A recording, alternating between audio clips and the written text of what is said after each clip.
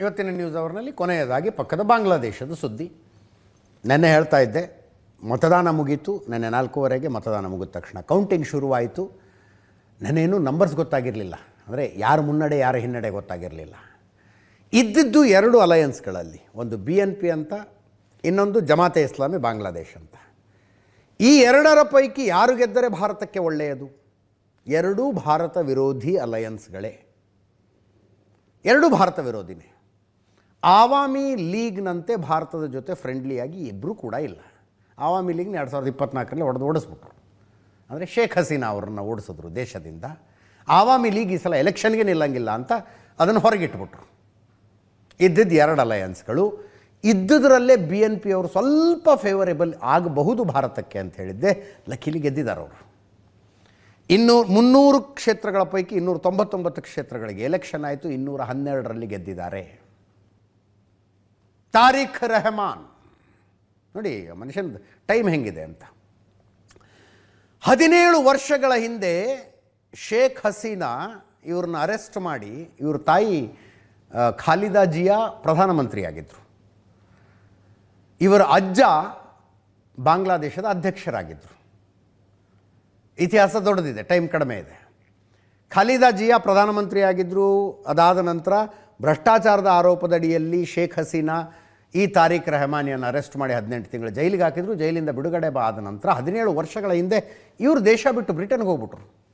ಬ್ರಿಟನ್ನಲ್ಲಿ ಕುಳಿತುಕೊಂಡು 17 ವರ್ಷಗಳ ಕಾಲ ಬಾಂಗ್ಲಾದೇಶದಲ್ಲಿ ಪಕ್ಷವನ್ನು ಮ್ಯಾನೇಜ್ ಮಾಡಿದ ಮನುಷ್ಯ ಶೇಖ್ ಹಸೀನಾ ದೇಶಭ್ರಷ್ಟರಾಗಿ ಓಡಿ ಹೋಗಿ ಮೊಹಮ್ಮದ್ ಯೂನಸ್ ಹಂಗಾಮಿ ಪ್ರಧಾನಮಂತ್ರಿಯಾಗಿ ದೇಶದಲ್ಲಿ ಎಲೆಕ್ಷನ್ ಘೋಷಣೆಯಾದ ನಂತರ ಬಂದಿದ್ದು ಬಾಂಗ್ಲಾದೇಶಕ್ಕೆ ವಾಪಸ್ಸು. ಆಫ್ಟರ್ 17 ಇಯರ್ಸ್ 2025 ಡಿಸೆಂಬರ್ 25ನೇ ತಾರೀಕು ತಾರಿಕ್ ರೆಹಮಾನಿ ಬಾಂಗ್ಲಾದೇಶಕ್ಕೆ ಢಾಕಾಗೆ ಏರ್ಪೋರ್ಟಿಗೆ ಬಂದು ಇಳಿದದ್ದು. ಆ ದೃಶ್ಯ ತೋರಿಸಿದ್ದೆ ನಿಮಗೆ. ಕೆಳಗೆ ಇಳಿದು ಬಂದ ನಂತರ ಬಾಂಗ್ಲಾದೇಶದ ಮಣ್ಣಿಗೆ ನಮಸ್ಕಾರ ಮಾಡಿದ್ದು. ವಿ ಕ್ಯಾನ್ ಇಮ್ಯಾಜಿನ್ ದ್ಯಾಟ್ ಹೆಂಗಿರುತ್ತೆ ಸಿಚುವೇಶನ್ನು ಅಂತ. 17 ವರ್ಷ ಆದಮೇಲೆ ಸ್ವಂತ ದೇಶಕ್ಕೆ ಬಂದದ್ದು. ಅದಾದ ನಂತರ ಚುನಾವಣೆ ಪ್ರಚಾರ ಶುರುವಾಯಿತು. He has come out victoriously. ಅದ್ಭುತವಾದ ಗೆಲುವನ್ನು ಪಡೆದಿದ್ದಾರೆ. ಪ್ರಧಾನಮಂತ್ರಿಯಾಗಿ ಬಹುಶಃ ನಾಳೆ ಅಧಿಕಾರ ಸ್ವೀಕಾರ ಸಮಾರಂಭ ನಡೆಯುತ್ತೆ. ನೋಡಿ, ಇದ್ದುದರಲ್ಲೇ ಉತ್ತಮ ಅನ್ನಬಹುದಾದಂಥ ಒಂದು ಅಲಯನ್ಸನ್ನು ಬಾಂಗ್ಲಾದೇಶದ ಮತದಾರ ಆಯ್ಕೆ ಮಾಡಿಕೊಂಡಿದ್ದಾನೆ. ತಾರಿಕ್ ರೆಹಮಾನಿ ತಮ್ಮ ಚುನಾವಣಾ ಪ್ರಚಾರದಲ್ಲಿ ಹಿಂದೂಗಳಿಗೆ ರಕ್ಷಣೆ ಕೊಡ್ತೀವಿ ಅಂತ ಮಾತಾಡಿದರು. ಇನ್ನೊಂದು ಕಡೆ ಇದ್ದಂಥ ಜಮಾತೆ ಇಸ್ಲಾಮಿ ಬಾಂಗ್ಲಾದೇಶ್ ಅಲಯನ್ಸು, ಅದರಲ್ಲಿ NCPನೂ ಇತ್ತು. ಹಂಗಾಮಿ ಪ್ರಧಾನಿಯಾಗಿ ಕೆಲಸ ಮಾಡಿದ ಮೊಹಮ್ಮದ್ ಯೂನಸ್ ಅವರ NCP ಕೂಡ ಇತ್ತು. 30 ಕ್ಷೇತ್ರಗಳಲ್ಲಿ ಸ್ಪರ್ಧೆ ಮಾಡಿತ್ತು. 6ರಲ್ಲಿ ಗೆದ್ದಿದ್ದಾರೆ ಅಷ್ಟೇ ಅವರ ಸಂಸದರು. 6ರಲ್ಲಿ ಗೆದ್ದಿದ್ದಾರೆ. ಒಂದು ವೇಳೆ ಜಮಾತೆ ಇಸ್ಲಾಮಿ ಬಾಂಗ್ಲಾದೇಶ ಬಂದಿದ್ದರೆ ಹಿಂದೂಗಳು ಕತೆ ಅಷ್ಟೇ. ಜಮಾತೆ ಇಸ್ಲಾಮಿ ಬಾಂಗ್ಲಾದೇಶ್ ಪ್ರೋ ಪಾಕಿಸ್ತಾನ ನಿಲುವನ್ನು ಇಟ್ಟುಕೊಂಡಿರುವಂಥ ಪಕ್ಷ.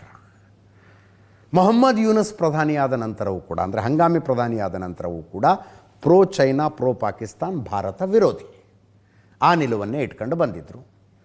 ಇವರು ನಾವು ನ್ಯೂಟ್ರಲ್ ಪಾಲಿಟಿಕ್ಸ್ ಮಾಡ್ತೀವಿ ಅಂತ ಹೇಳಿದ್ದಾರೆ, ಹಿಂದೂಗಳಿಗೆ ರಕ್ಷಣೆ ಕೊಡ್ತೀವಿ ಅಂತ ಹೇಳಿದ್ದಾರೆ. ಪ್ರಧಾನಿ ನರೇಂದ್ರ ಮೋದಿಯವರು ಫೋನ್ ಮಾಡಿ ಕಂಗ್ರ್ಯಾಚುಲೇಟ್ ಕೂಡ ಮಾಡಿದಾರಂತೆ. ಸಂಬಂಧ ಚೆನ್ನಾಗಿ ಇಟ್ಕೊಂಡು ಹೋಗೋಣ, ದೇಶನ ಅಭಿವೃದ್ಧಿ ಮಾಡೋಣ ಅಂತ ವಿಶ್ ಮಾಡಿದಾರಂತೆ. ಇದರೊಂದಿಗೆ ಇವತ್ತಿನ ನ್ಯೂಸ್ ಅವರ್ ಮುಗಿಸ್ತಾ ಇದ್ದೀವಿ. ನೇರ ದಿಟ್ಟ ನಿರಂತರ ಸುದ್ದಿಗಾಗಿ ನೋಡ್ತಾ ಇರಿ ಏಷ್ಯಾನೆಟ್ ಸುವರ್ಣ ನ್ಯೂಸ್. ಈಗ ಒಂದು ಸಣ್ಣ ಬ್ರೇಕ್.